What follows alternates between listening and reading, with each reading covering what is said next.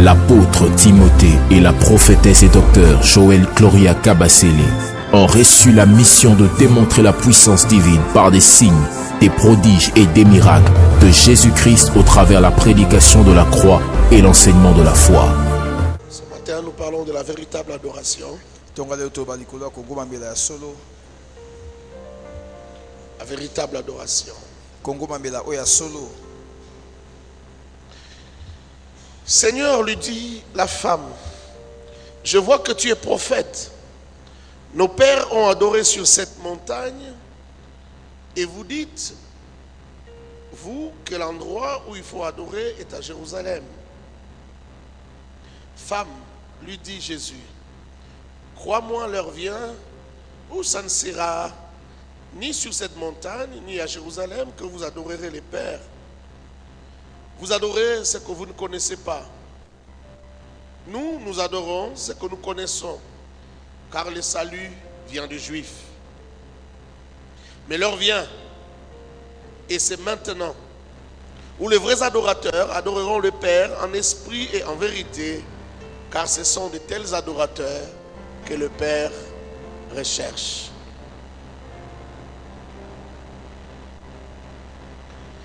Dieu est esprit et il faut que ceux qui l'adorent en esprit et en vérité. Est-ce que nous pouvons lire avec toute l'Église? Est-ce que nous pouvons lire les versets 23 et 24 ensemble? 1, 2, 3. Mais l'heure vient, et il est déjà venu, où les vrais adorateurs adoreront le Père en esprit et en vérité, car ce sont là les adorateurs que le Père demande. 24. Dieu est esprit et il faut que ceux qui l'adorent en esprit et en vérité. En esprit et en vérité. En esprit et en vérité. Matthieu.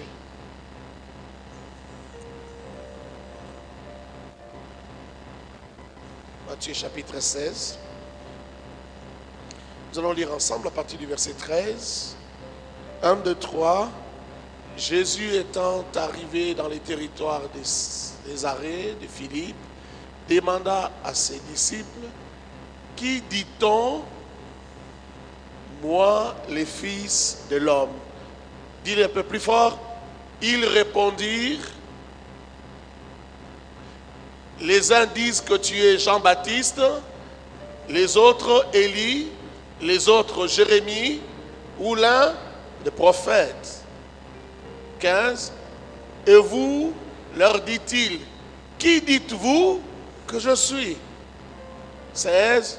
Simon-Pierre répondit, tu es le Christ, le Fils du Dieu vivant. 17.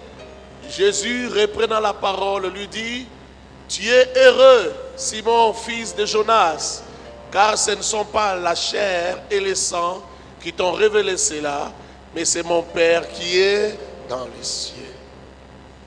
18. Et moi je t'ai dit que tu es Pierre, et que sur cette pierre je bâtirai mon église, et que les portes du séjour des morts ne prévaudront point contre elle. 19. Je te donnerai les clés du séjour des cieux, du royaume des cieux. Ce que tu lieras sur la terre, lieras sur la terre, sera délié dans les cieux. Une bonne main d'acclamation pour la parole de Dieu.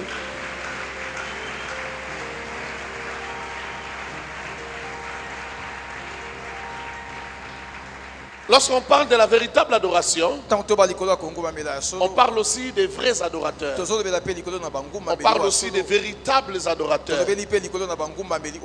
Ceux qui adorent vraiment selon que le Père les veut. L'adoration, c'est sa nourriture. L'adoration, c'est l'expression de la foi. Adorer, c'est quoi? Adorer, c'est Rendre un culte à un Dieu. Et nous ne connaissons qu'un seul Dieu. Nous n'avons qu'un seul Dieu. Il n'y a qu'un seul Dieu. C'est Elohim. C'est Adonai. C'est celui qu'on a appelé Yahweh. Il n'y a que lui qui est Dieu. Que lui qui est Dieu. Et l'adoration, c'est lui rendre un culte. C'est reconnaître qu'il est Dieu. C'est reconnaître qu'il n'est pas un homme. C'est reconnaître que tout ce qu'il dit est vrai. C'est reconnaître que tout ce qu'il dit s'accomplit. C'est reconnaître que sa parole est vraie et véritable.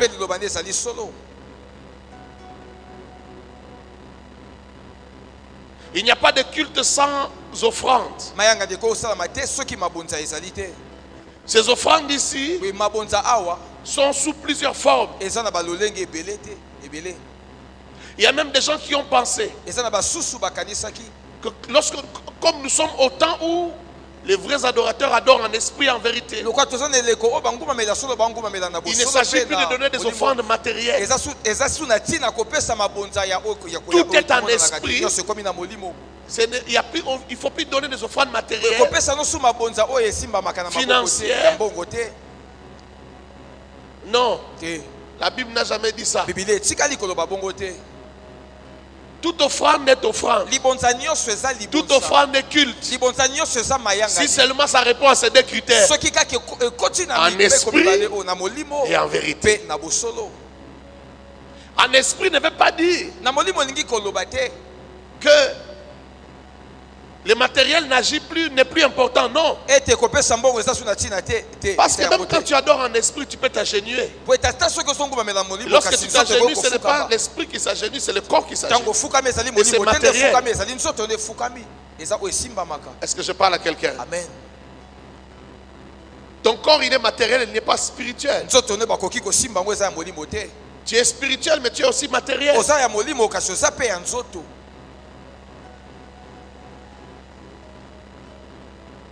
As-tu donné à Dieu un culte matériel et tu n'as pas eu de retour? Dieu t'a dit, je ne veux pas de ça parce que c'est matériel.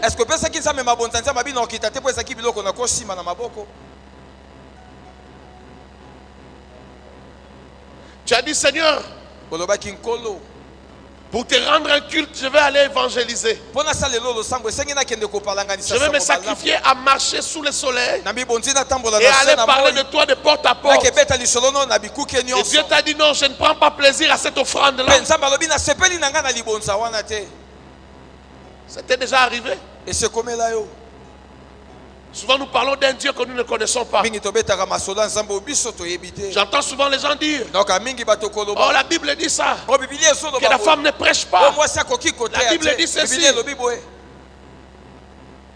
Est-ce que l'Esprit de Dieu t'a dit, t'a convaincu que c'est comme ça? Parce que Dieu parle jusqu'aujourd'hui. Si tu n'as pas compris ce que Paul a voulu dire, mais le Dieu qui a parlé à Paul est encore vivant. Je n'ai jamais entendu quelqu'un dire non, Dieu m'a dit que la femme ne doit jamais prêcher. Jamais. Et si je rencontre quelqu'un qui dit ça, je vais dire recommençons à prier. Et je sois sûr que ce n'est pas un démon qui t'a parlé.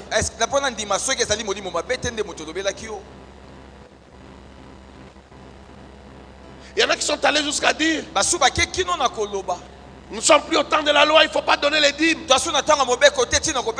pasteurs vous trompent, vous mentent. Ils vous demandent les dîmes pour s'enrichir. Mais dans ces églises, vous allez voir, ces mêmes pasteurs-là, ils prennent l'offrande. Ils font des collectes pour bâtir, pour faire ceci, pour acheter la parcelle de l'église. Mais ils font la même chose.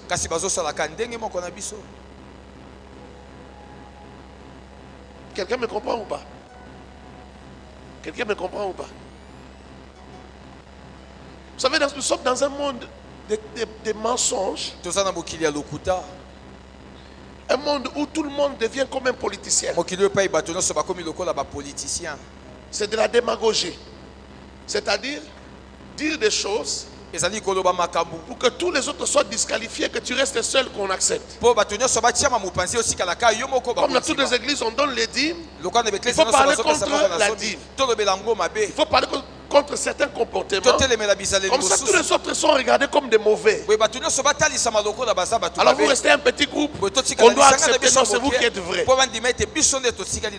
As-tu déjà donné la dîme? Dieu t'a dit, non, ne me donne pas la dîme. Tu as déjà vu ça? Mais moi j'ai déjà vu des gens à qui Dieu dit, ce n'est pas ta femme. Toi aussi tu as déjà entendu ça? Ça existe, hein? Des gens à qui Dieu a dit, ne fais pas ça. Ça c'est l'impudicité. Hein? Si c'est mal, Dieu peut t'arrêter, Dieu peut parler.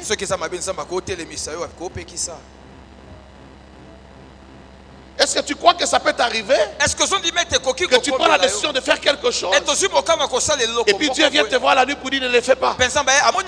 Pourquoi c'est Dieu là qui dit des choses comme ça? Ne peut pas te dire aussi arrête de donner la dîme? Pourquoi quelqu'un qui veut aller vivre en Europe, Dieu lui dit non, ta vie n'est pas là-bas, ta vie est ici?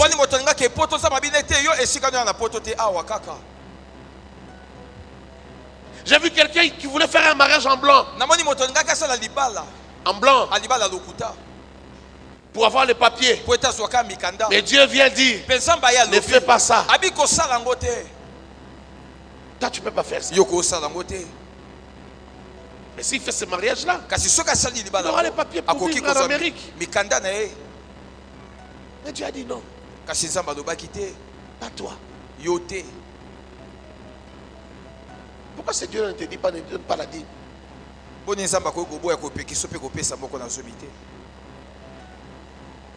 Pourquoi ce prédicateur qui vous dit ça ne vous dit pas non, c'est Dieu qui m'a dit? Menteur. Menteur. Je répète encore menteur. Tu as vu la vie de celui qui donne ses dîmes, qui donne ses offrandes comme il se doit, et la vie de celui qui ne donne pas les dîmes, qui ne donne pas les offrandes. Tu as vu Dieu les a bénis de la même manière? Tu crois? Et après 15 ans, tu as regardé encore? Après 20 ans, tu as regardé la fin de leur vie? Tu as regardé leurs enfants vivre? Il y a un autre moyen de voir comment les gens ont vécu au travers de leurs enfants. David a dit, j'étais jeune, j'ai vieilli, je n'ai pas vu un juste mendier son père, ni ses enfants. Hein? J'ai inversé. Il fallait dire quoi? Un juste abandonné et ses enfants mendiés. Donc même par les enfants, on peut savoir comment le père a. Est-ce que tu as regardé? Tu as regardé la fin?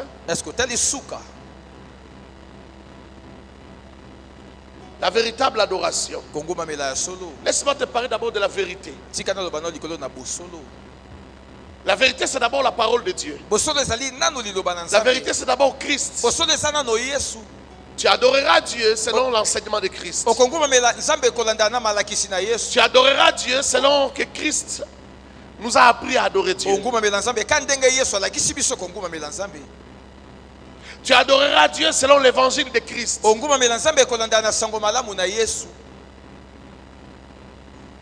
Christ dit, tu l'aimeras de tout ton cœur, de toute ton âme et de toute ta force. Tu l'aimeras.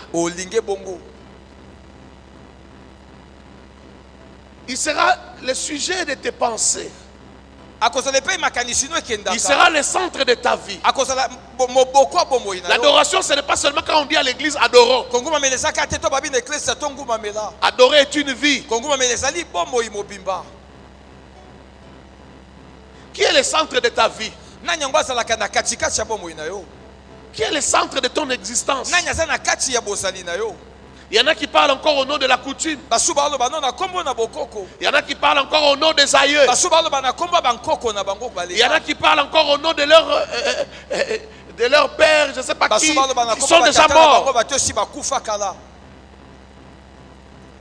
Même leur mariage, ils le vivent en fonction de cela. Tu l'aimeras de tout ton cœur, de toute ton âme et de toute ta force. Tout ce que ta force te produira, tout ce que ton intelligence te produira, tu aimeras Dieu avec cela. Tu aimeras Dieu avec cela.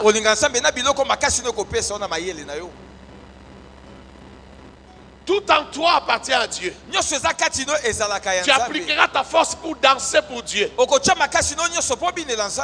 ton cœur l'aime, le corps va suivre, il n'y a pas de problème. Ce n'est pas compliqué, le corps va suivre. Parce que le cœur aime. Le cœur aime. Tu l'aimeras plus que tu n'aimes une femme. Tu l'aimeras plus que tu n'aimes un homme.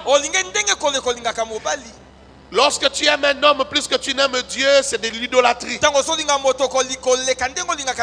lorsque tu aimes tes enfants plus que tu n'aimes Dieu, c'est de l'idolâtrie.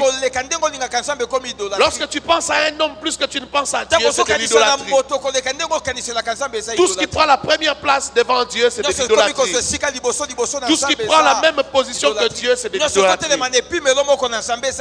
Rien ne peut être comme Dieu. Si ce que tu fais avec Dieu, tu appelles cela adoration, alors personne ne doit atteindre ce niveau-là. Même pas tes enfants, même pas tes parents. Personne dans ta famille ne doit avoir cette position-là. Si tu lui donnes cette position, c'est la position qu'on donne à Dieu. Alors ça devient de l'idolâtrie. Alors arrange-toi pour que Dieu soit tellement haut, tellement loin, que personne n'approche la position que tu donnes à Dieu. Si tu obéis à ton pasteur plus qu'à Dieu, c'est de l'idolâtrie. Tout ce que tu mettras à la même position que Dieu deviendra un idole pour toi. Est-ce que je parle à quelqu'un? Amen. Nous avons beaucoup d'idoles. Beaucoup d'idoles. Et parfois nous ne réalisons pas. Laisse que Dieu soit Dieu dans ta vie. Donc tu ne m'as pas entendu. Je dis laisse que Dieu soit Dieu dans ta vie. Et je vais ajouter laisse qu'il reste le seul Dieu de ta vie. Si Dieu reste le seul Dieu de ta vie, même si Dieu te prend un enfant, tu adoreras Dieu. Tu diras c'est Dieu qui m'a donné et il a pris. Tu adoreras Dieu. Tu sais que avoir des concubins, des concubines, des maîtresses, ce n'est pas bien. C'est contre la parole de ton Dieu. Tu le fais. Tu vis de cette manière-là. Et puis tu viens adorer. Tu n'as pas adoré. Parce que ton adoration est un mensonge. Ton corps te trahit. Ta conscience te trahit. Parce que tout ce que tu diras, ton corps, tes souvenirs contredisent cela. Quand tu diras Seigneur je t'aime, ton corps dira comment tu aimes Dieu et tu as fait ça hier. Tu n'as pas adoré en vérité. Tu n'as pas adoré en vérité. Tu dis Seigneur je te glorifie, je te bénis, je te loue. Seigneur tu es bon, tu es merveilleux. Tu m'as donné la vie. Alors que dans ton cœur tu as encore de la rancune. Tu n'as pas encore pardonné à tel. Tu n'as pas pardonné à tel autre. Ton adoration est fausse. Parce que ton cœur témoigne contre toi. Tu n'as pas adoré. C'est pas adorer en vérité. C'est une adoration fausse. Parce que ta vie contredit ce que tu dis. La vraie adoration, c'est ta vie. Dis à ton voisin, la vraie adoration, c'est ta vie. La vraie adoration, c'est ta vie. La vraie adoration, c'est ta vie. Tu adores à chaque instant. Tu adores à chaque heure. Tu adores chaque jour. Ta vie est une adoration. Et tu fais même adorer les gens. J'ai déjà entendu des gens dire d'une personne, Ah, so mukola suka oya kotilo la te. Ah ngana ko na isa nzambe que c'est pas normal. Il faut ko taka lola. Qu'est-ce qu'il est en train de faire? Il est en train de glorifier Dieu. Il est en train d'adorer Dieu. À cause de toi. Ta vie l'amène à adorer Dieu. Il y a des gens, leur comportement pousse les autres à dire non, Dieu existe. Non, Dieu est grand. Non, Dieu est puissant. Alléluia. Amen. Oui. Il y a solo. Oui. Il y a solo. Oui. Il y a solo. Toi, tu dis tu adores Dieu. Même dans ta famille, on ne reconnaît pas que toi tu adores Dieu. On ne croit pas en cela. La vérité de ta vie qu'ils voient ne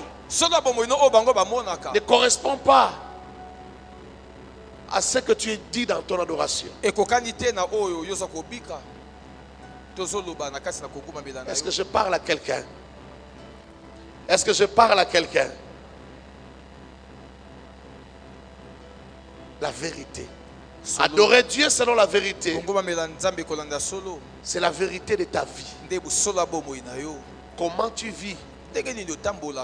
Parce que tout le monde ne peut pas adorer Dieu. Quand tu vis comme un païen, tu ne peux pas adorer Dieu. Parce que les païens ne peuvent pas adorer Dieu. L'adoration, c'est pour les enfants de Dieu. C'est pour les nés de nouveau. Parce que ne peut dire à Dieu ce qu'il est qu'un né de nouveau. L'adoration, ce n'est pas une copie. L'adoration, ce ne sont pas des phrases que tu imites. L'adoration, c'est ce que tu ressens, ce que tu connais de Dieu. Ce que Dieu t'a fait connaître de lui. Au-delà même de ce que tu auras lu. Au-delà de ce que tu auras lu. Au-delà de ce que tu connais. L'adoration sortira de ta bouche. Souvent lorsque nous disons que nous adorons, certaines personnes à la première minute ils n'adorent pas encore. Ils répètent encore ce qu'ils connaissent. C'est peut-être à la 10e minute que l'adoration commence. C'est-à-dire lorsqu'il est vraiment dans la présence de Dieu. Lorsqu'il commence à dire des choses qui viennent d'en haut, des choses qui viennent du cœur de Dieu, des choses que le cœur de Dieu lui donne, c'est à ce moment-là que l'adoration commence.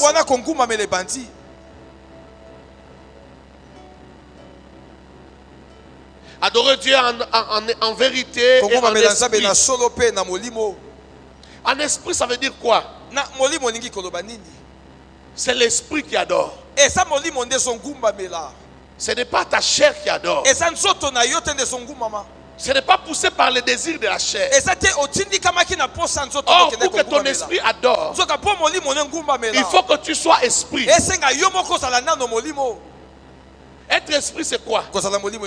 Lorsque tu donnes ta vie à Christ, tu es né de l'esprit. Et quelqu'un qui est né de l'esprit, la chair descend, l'âme aussi descend. Et c'est l'esprit qui prend le dessus. Un homme qui est charnel, c'est-à-dire qu'il est conduit par sa chair, il fait ce que sa chair lui demande. Ah, c'est une belle femme. Il faut que tu couches avec cette femme. C'est ce qu'il finira par faire. Sa chair lui dit, tu ne vois pas qu'on a laissé la nourriture là-bas? Si tu peux trouver les moyens d'ouvrir cette porte-là, tu peux prendre la nourriture. C'est sa chair qui lui demande. Il obéit encore à sa chair. Et un homme qui n'est pas né d'esprit, il lui est difficile de ne pas obéir à sa chair. Il y a des choses qu'il ne peut pas faire par éducation, par bonne éducation. Mais s'il a la malchance qu'un démon de vol entre en lui, même sa bonne éducation ne fera rien devant les démons. Les démons vont l'amener à faire ce qu'il ne voulait pas faire.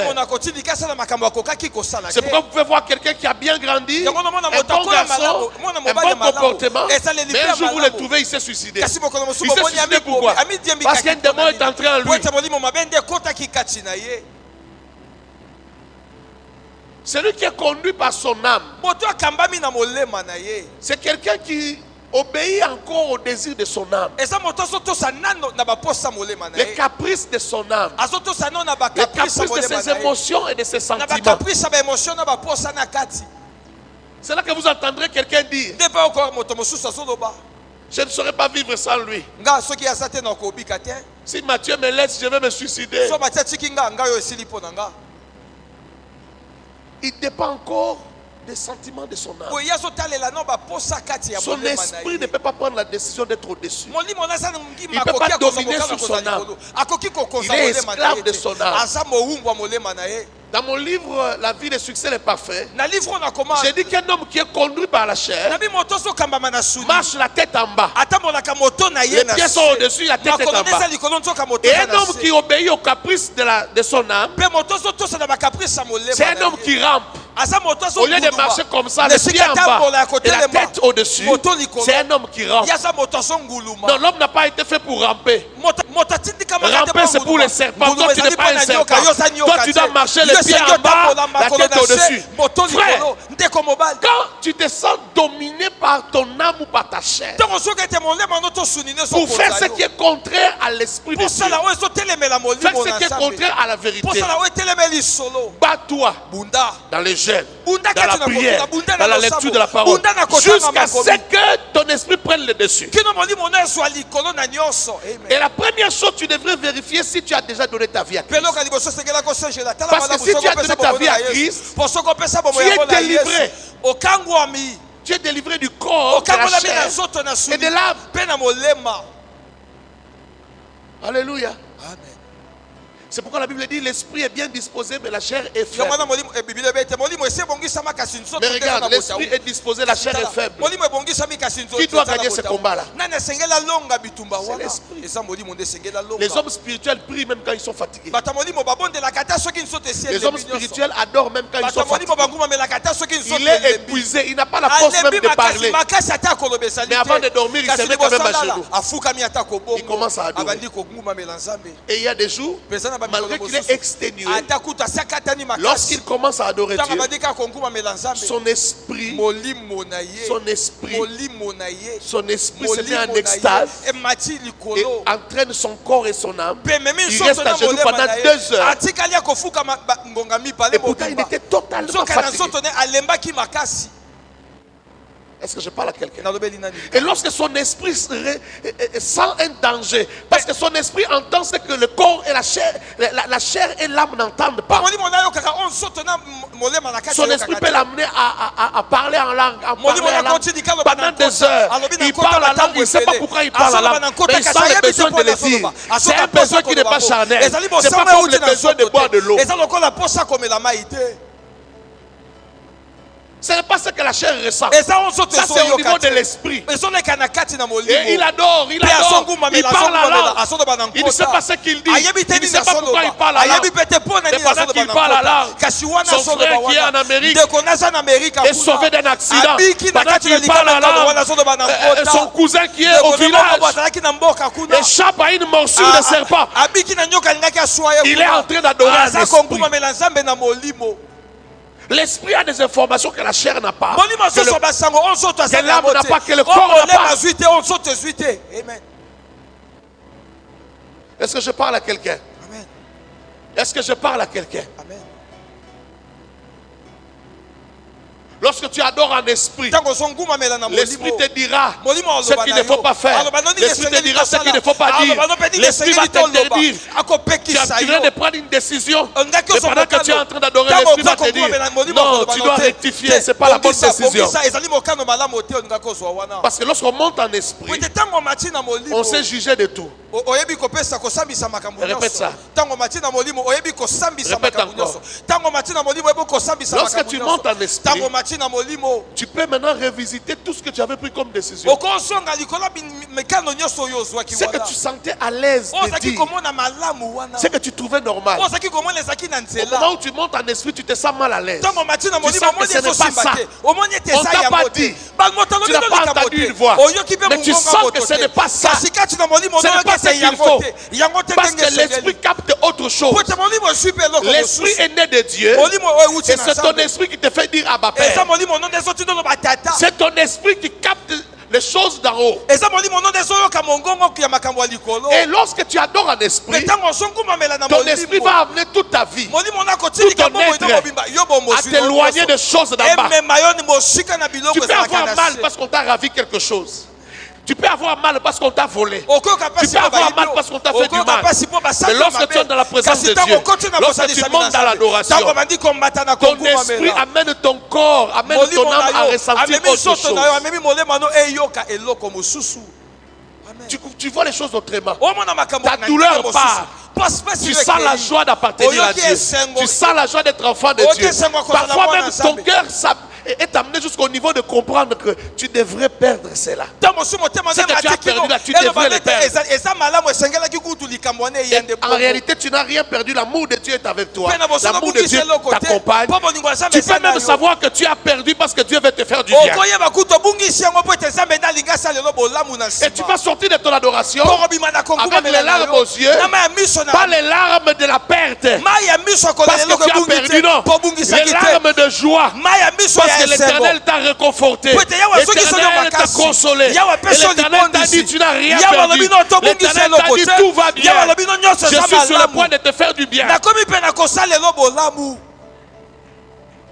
Tu n'as pas entendu une voix.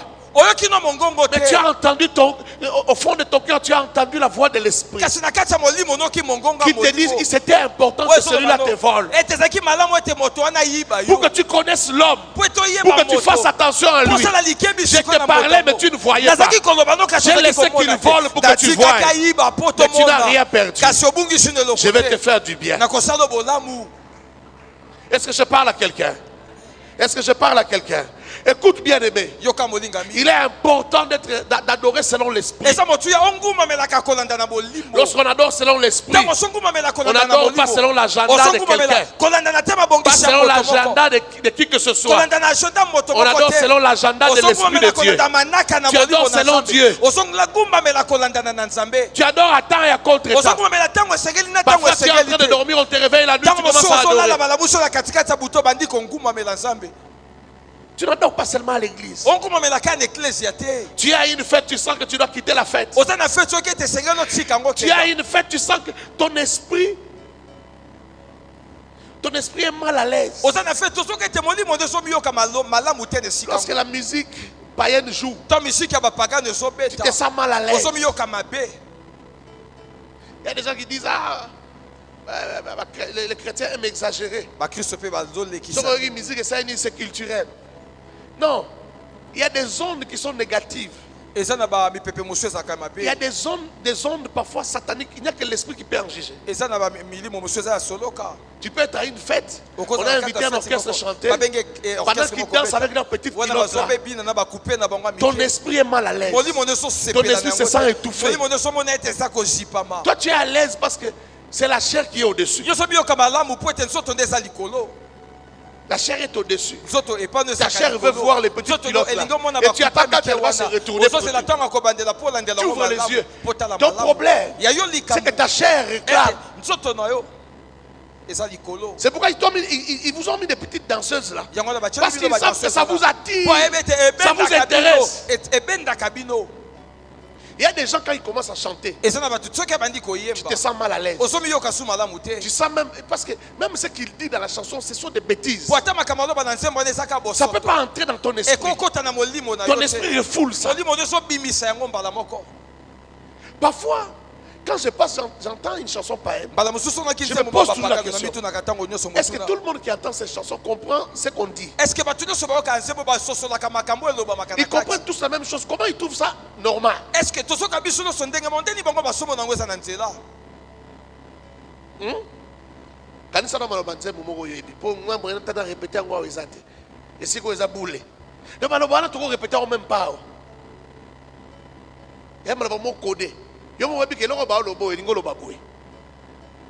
Mais nous sommes à l'aise. Ok, on a fait tant de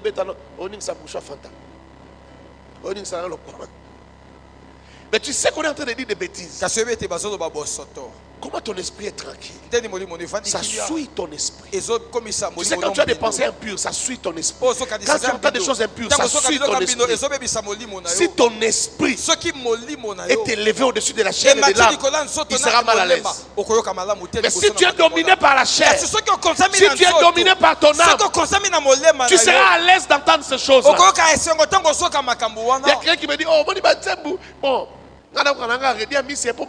conseil.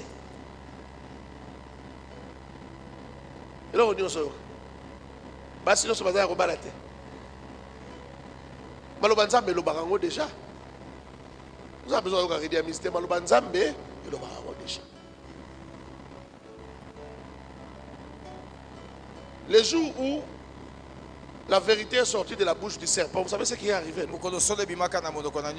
Elle va manger les fruits et a fait manger les fruits à son. Il y a des gens qui sont interdits de sortir la vérité de leur bouche. Amen. Comme le diable. La vérité dans la bouche du diable, c'est un mensonge. Parce qu'il te dira une partie. Et il laissera une partie. La partie qu'il a laissée là, c'est ce qui va te tuer.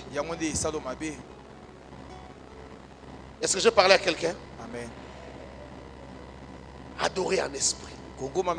Lorsqu'on adore en esprit, c'est ton esprit qui se connecte à l'esprit de Dieu. On nous l'a dit ici la semaine. Tu dis à Dieu ce qu'il est, et lui aussi te dit ce que tu es. Pierre dit à Jésus, Jésus lui pose la question, qu'est-ce qu'on dit que je suis? Qui est-ce qu'on dit que... Non, tu es le fils de Dieu, tout ça. Oh, Jésus lui dit, Pierre, ça, ce que tu as dit là, ce n'est pas la chair qui t'a dit ça. Tu es heureux, Simon Pierre, Simon fils de Jonas. Ce que tu as dit là, ce n'est pas un homme qui t'a dit, c'est mon père qui t'a dit. Est-ce que je parle à quelqu'un? Amen. C'est mon père qui t'a dit. Parce que la vraie adoration vient de Dieu. La vraie adoration est une révélation. Je l'ai dit ici le dimanche passé. La vraie adoration est une révélation. Tu aimais Dieu. Tu as toujours aimé Dieu. Tu as toujours lu ta Bible. Et ça te parle de l'amour pour Dieu. Mais lorsque tu adores, tu adores. Tu adores. Tu as la révélation de l'amour de Dieu. La manière dont tu adorais avant, tu aimais Dieu, change. Parce que tu comprends quelque chose. Un verset que tu avais dans ta tête, tu le comprends autrement. Tu le comprends dans une autre dimension. Tout change. Il dit, tu es heureux. Tu es heureux. Tu es heureux. Simon, fils de Jonas. C'est pas la chair, c'est pas le sang qui t'ont révélé ces choses. Mais c'est mon père. Lorsque tu adores en esprit, tu entres dans une autre dimension.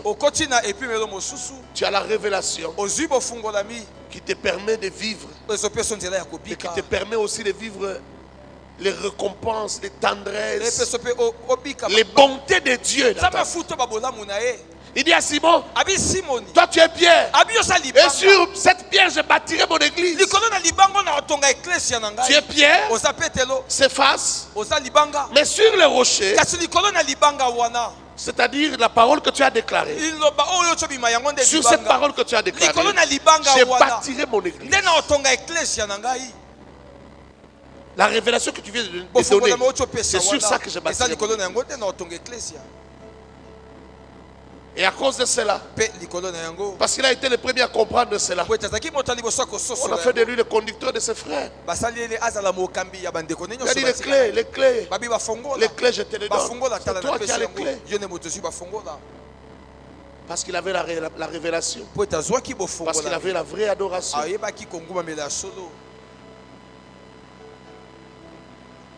L'adoration, c'est une vie. Ce n'est pas un chant. Ce ne sont pas des paroles. C'est une vie. Les paroles suivent simplement. Les paroles viennent après. C'est d'abord ton état d'esprit. C'est d'abord comment tu conçois Dieu. Dans l'adoration, on n'imite pas. Si tu entends quelqu'un vouloir faire comme quelqu'un d'autre, vouloir parler à langue comme quelqu'un d'autre, c'est à se poser la question s'il est vraiment en esprit. Parce que quand l'esprit te conduit, ta chair à un certain moment doit se taire. Ce que tu trouves plaisant doit se taire. L'adoration n'a pas besoin de l'esthétique. Les belles paroles, les belles phrases, un bon français. L'adoration n'a pas besoin de l'esthétique.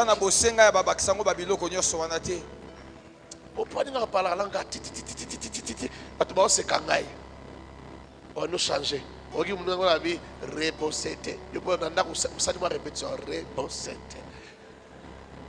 Quand tu es devant les gens, tu veux parler comme ça. On doit adorer. Si c'est l'esprit qui te pousse à adorer, tu dois adorer selon les... Si l'esprit dit seulement dis ce que l'esprit dit. Laisse ta bouche dire ce que l'esprit dit. Et sois à l'aise de dire ce que l'esprit dit. Frère, une prière conduite, inspirée par l'esprit, est très compliquée. Tu peux être là comme ça pendant 2 heures.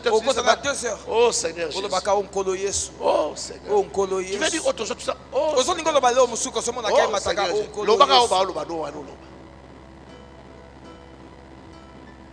Un jour on priait. L'église a fait encore quelques mois. On a prié, l'onction nous a saisis. On s'est séparés. On prie avec une fille qui s'appelait Claude. Je ne sais pas ce qu'elle est devenue, ça fait des années, ça fait maintenant à peu près 20 ans. Claude est rentré à la maison. Elle pleurait quand on priait. Elle était en extase. Et elle s'est calmée. Lorsqu'elle est arrivée à la maison, elle a trouvé les gens à la maison. Pour dire, quand il a voulu dire bonsoir,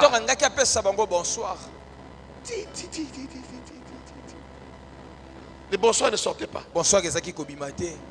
Et elle a parlé la langue pendant un petit moment. Et puis elle a commencé à dire Jésus.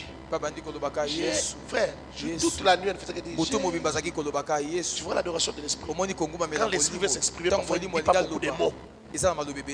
Jésus. Les larmes coulaient. Elle disait que on est venu. Ils ont supporté jusqu'à minuit, ils sont venus nous chercher. Qu'est-ce que vous avez fait à Claude?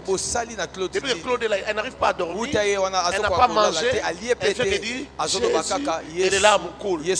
Pendant des heures, elle ne faisait que dire Jésus. Nous sommes allés là-bas, nous avons prié pour elle. Elle s'est calmée. Vous savez, parfois même, serviteur de Dieu, écoutez-moi, lorsqu'on vous demande de prier pour que la personne se calme, parfois il faut refuser de calmer la personne. Parce que vous ne savez pas ce que Dieu veut faire. Peut-être qu'il faut qu'elle adore comme ça, jusqu'à ce que ça va s'arrêter soi-même. Parce qu'il y a un besoin de Dieu pour lequel elle est en train de prier. Parce que c'est le désir de l'esprit qu'elle prie. Et c'est poussé par l'esprit.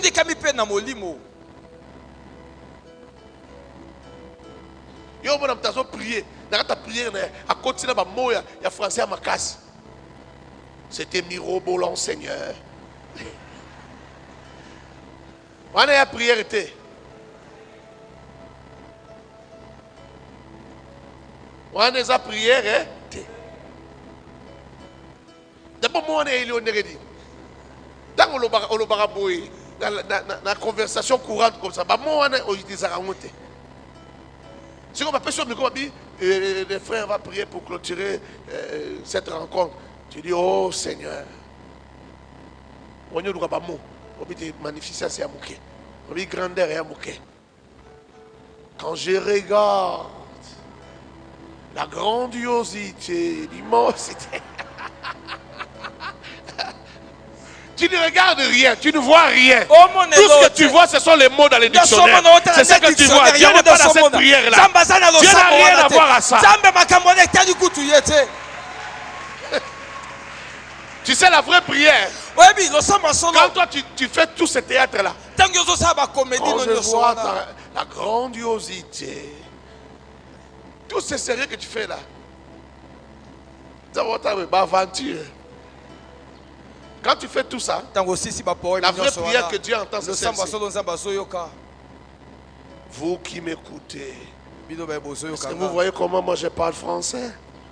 Est-ce que vous entendez comment je parle? On n'a pas les mêmes niveaux.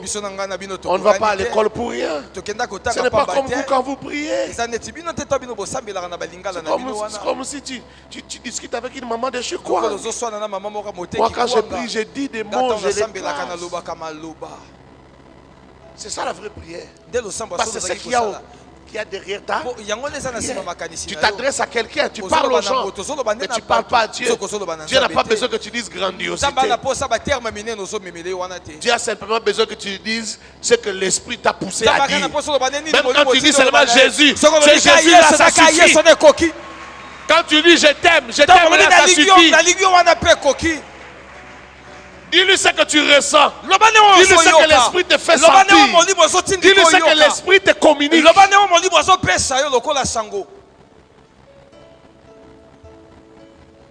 La première fois dans ma vie que l'Esprit m'a saisi. L'Esprit m'a saisi. J'avais 16 ans. On était en prière avec des ouvriers. À notre église où on priait. C'était des choristes. La prière des choristes la nuit. Quand l'Esprit m'a saisi, j'ai commencé à pleurer. J'ai commencé à pleurer. J'ai commencé à pleurer. Et j'ai commencé à dire des choses que je n'avais pas prévu de dire. J'ai dit, Seigneur, pardonne-moi. Je te donne ma vie. Je te donne ma vie. À partir de maintenant, je ne vais plus rentrer dans les mondes. Je ne vais plus faire tout ce que je fais. Je te donne ma vie. Conduis-moi. Je ferai ce que tu voudras. Frère,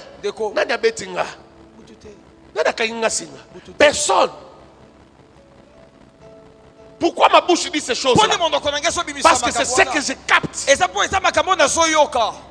Ce sont les ondes que j'ai captées.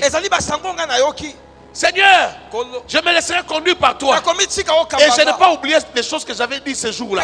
Ça fait aujourd'hui beaucoup d'années. Mais je n'ai pas oublié. Je n'ai pas oublié. Je lui ai dit, Seigneur, j'irai là où tu m'amèneras. Partout où tu voudras que j'aille, j'irai. Je ferai ce que tu voudras. Je me marierai si tu veux. Si tu ne veux pas que je me marie, je ne me marierai pas. Si tu veux que j'ai des enfants, gloire à Dieu. Si tu ne me donnes pas des enfants, gloire à Dieu. Si tu ne me donnes que des garçons, gloire à Dieu. Si tu ne me donnes que des filles, gloire à Dieu. Tout ce que tu voudras, c'est ce que je ferai. Alléluia. Tout ce que tu voudras, c'est ce que je ferai. Frère, écoute-moi. Si l'Esprit te saisit, si c'est par l'Esprit que tu parles, si c'est par l'Esprit que tu pries, tu diras des choses que tu n'as pas prévues de dire. Seigneur, je ferai ta volonté. Seigneur, je ferai ce que tu voudras.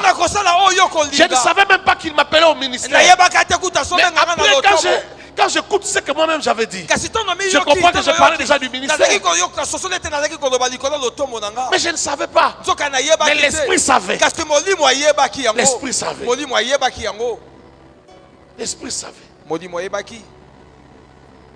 Oh, adore Dieu en esprit et en vérité. Laisse Dieu te conduire pour l'adoration. Que tout ce qui respire loue l'Éternel. Tout le monde peut louer Dieu. Mais ne peut adorer Dieu que les nés de nouveau, ceux qui sont convertis, ceux qui sont nés d'esprit, ceux qui écoutent la voix de l'esprit, ceux à qui l'esprit parle. Si l'esprit ne te parle pas, tu n'adoreras pas. Un vrai adorateur,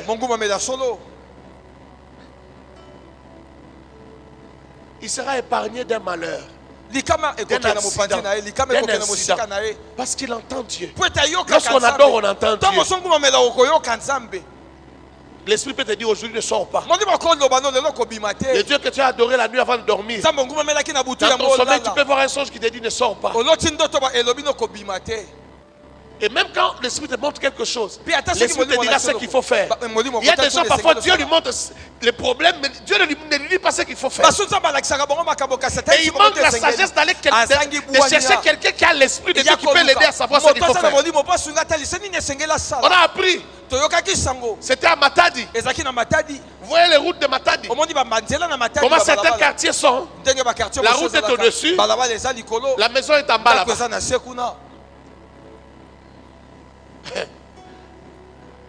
Un monsieur voit bien la nuit. Il a fait un accident et il est mort. Alors le matin il dit je ne vais pas sortir. Je ne vais pas sortir. Il prie juste un peu. Il s'assoit.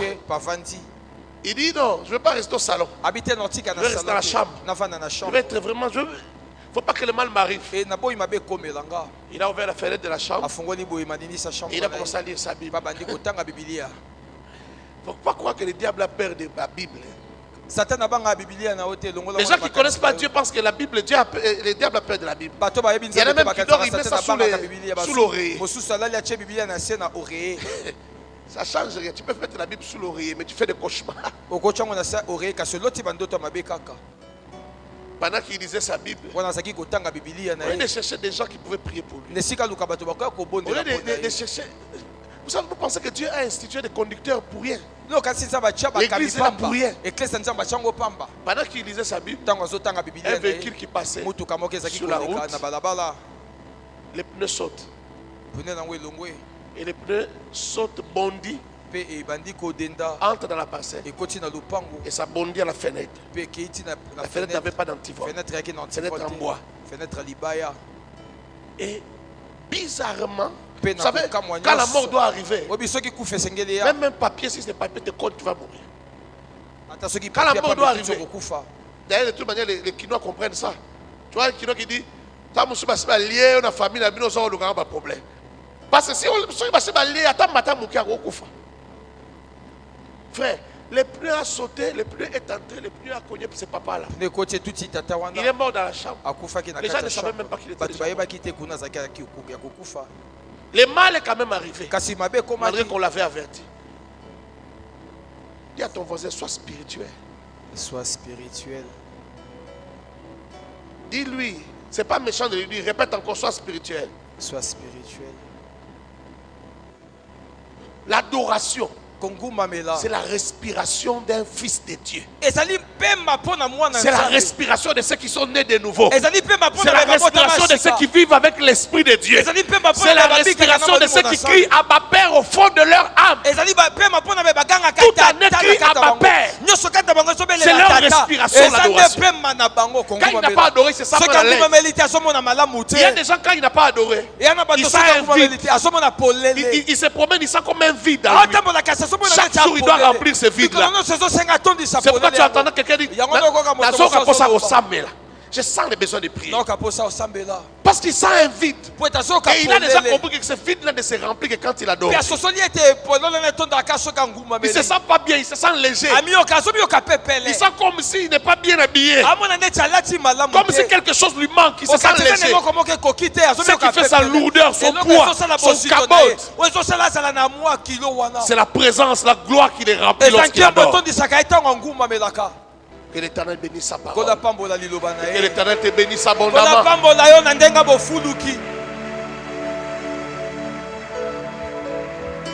L'apôtre Timothée et la prophétesse et docteur Joël Gloria Kabasele ont reçu la mission de démontrer la puissance divine par des signes, des prodiges et des miracles de Jésus-Christ au travers la prédication de la croix et l'enseignement de la foi.